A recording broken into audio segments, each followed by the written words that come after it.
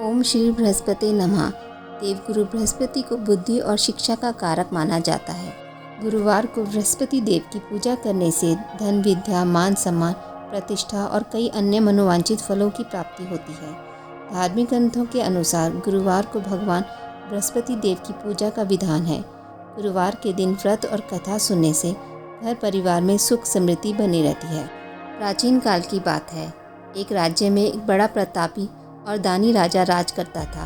वह गुरुवार को व्रत रखकर दीन दुखियों की मदद करके पुण्य प्राप्त करता था, परंतु यह बात उसकी रानी को अच्छी नहीं लगती थी। वह ना तो व्रत करती थी और ना ही दान पुण्य में विश्वास रखती थी। इतना ही नहीं, वह राजा को भी ऐसा करने से मना करती थी। एक समय की बात है, राजा शिकार खेलने के लिए वन में गए। घर पर रानी और दासी थी। उसी समय गुरु बृहस्पति देव साधु का रूप धारण कर राजा के दरवाजे पर भिक्षा मांगी तो वह कहने लगी, हे साधु महाराज, मैं इस दान और पुण्य से तंग आ गई हूँ। आप कोई ऐसा उपाय बताएं जिससे कि सारा धन नष्ट हो जाए और मैं आराम से रह सकूँ। इतना सुनकर बृहस्पति देव ने कहा, हे देवी, तुम बड़ी विचित्र हो। संतान और धन से कोई दुखी होता है। अगर अधिक धन है तो इसे शुभ कार्यों में लगाओ। कुंवारी कन्याओं का विवाह कराओ, विद्यालय और बाग बगीचों का निर्माण कराओ, जिससे तुम्हारे दोनों लोग सुधरेंगे। परंतु साधु की इन बातों से रानी को खुशी नहीं हुई।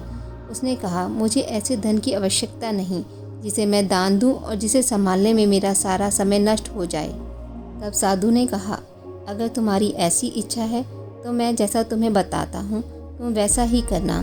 गुरुवार के दिन तुम घर को गोबर से लीपना, अपने बालों को पीली मिट्टी से धोना, राजा से हजामत बनाने को कहना, भोजन में मांस मदिरा का प्रयोग करना, कपड़े धोबी के यहाँ धुलने देना। इस प्रकार 7 बृहस्पतिवार करने से तुम्हारा समस्त धन नष्ट हो जाएगा। इतना कहकर साधु के रूप में बृहस्पति देव अंतर्ध्यान हो गए। साधु की कही बातों को पूरा करते हुए रानी को केवल 3 बृहस्पतिवार बीते थे कि उसकी समस्त धन संपत्ति नष्ट हो गई। भोजन के लिए राजा का परिवार तरसने लगा। तब एक दिन राजा ने रानी से बोला कि हे रानी, तुम यहीं रहो, मैं दूसरे देश को जाता हूँ, क्योंकि यहाँ पर मुझे सभी लोग जानते हैं, इसलिए मैं कोई छोटा कार्य नहीं कर सकता। ऐसा कहकर राजा दूसरे देश को चला गया। वहाँ वह जंगल से लकड़ी काट कर लाता और शहर में बेचता। इस तरह वह अपना जीवन व्यतीत करने लगा। इधर राजा के परदेश जाते ही रानी और दासी दुखी रहने लगी। एक बार जब रानी और दासी को 7 दिन तक बिना भोजन के रहना पड़ा तो रानी ने अपनी दासी से कहा, ये दासी, पास ही के नगर में मेरी बहन रहती है, वह बड़ी धनवान है, तू उसके पास जा और कुछ ले आ ताकि थोड़ी बहुत गुजर बसर हो जाए। दासी रानी की बहन के पास गई। उस दिन गुरुवार था और रानी की बहन उस समय बृहस्पतिवार की कथा सुन रही थी।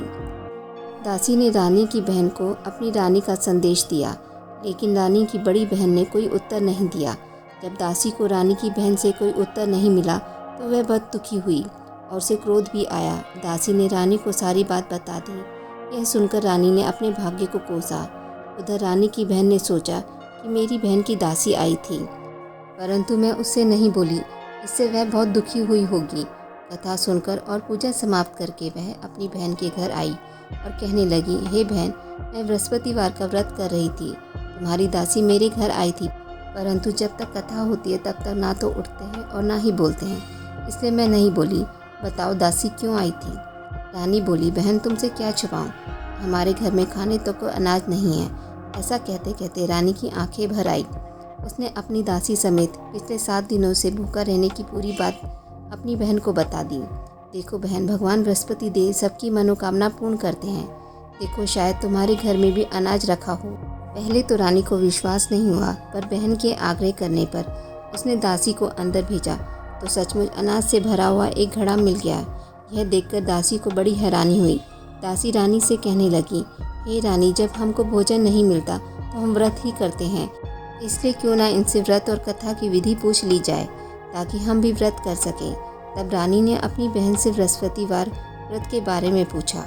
उसकी बहन ने बताया, बृहस्पतिवार के व्रत में चने की दाल और मुनक्का केले की जड़ में अर्पित करें तथा दीपक जलाएं, व्रत कथा सुने और पीला भोजन ही करें।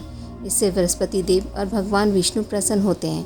व्रत और पूजा की विधि बताकर रानी की बहन अपने घर लौट गई।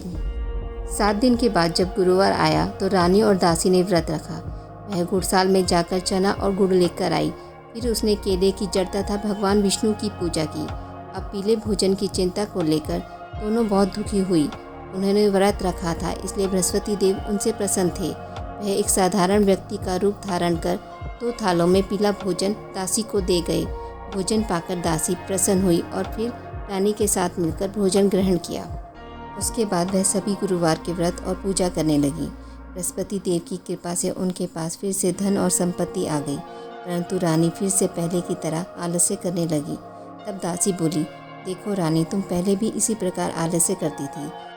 तुम्हें धन रखने में कष्ट होता था, इसी कारण सभी धन नष्ट हो गया।